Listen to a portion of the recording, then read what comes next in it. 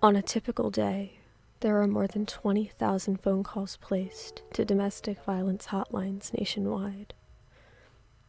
I'd probably account for one or two of them if I were stupid enough to call for help. In domestic violence homicides, women are 6 times more likely to be killed when there is a gun in the house. If I could, I'd get rid of it.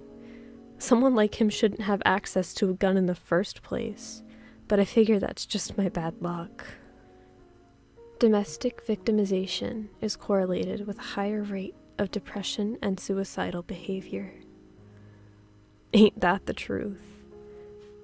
You know it gets really bad when you're more scared of being alive than whatever pains death may bring.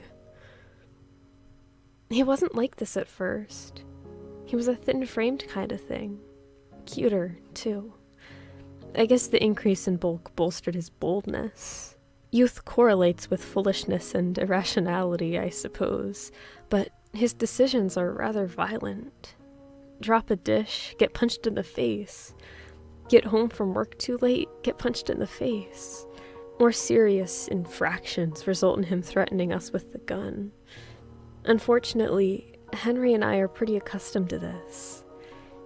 He's a lot rougher with Henry than he is with me, like, on purpose.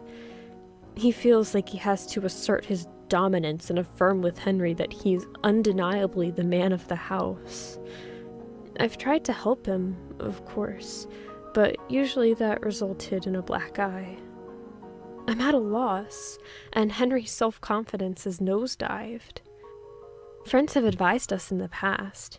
Intervention, call the police, stay with us for a bit. But they couldn't possibly understand our position. They don't realize how incredibly demonic this person is, and how determined he is to keep us firmly under his thumb. Sometimes Henry will cry out of nowhere because of how terrified he is. I try to soothe him, remind him that men shouldn't cry, that he needs to be brave. He gets angry if he hears Henry cry. Then comes the verbal abuse. Maybe a kick in the stomach or two to keep him quiet for the rest of the night.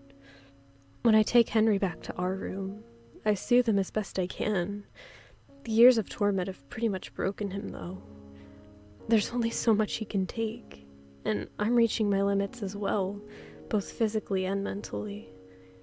As much as we'd like to escape this hell, our options are narrow, if not non-existent. But what can we do? He's only 12, and his father and I have no idea how he got like this.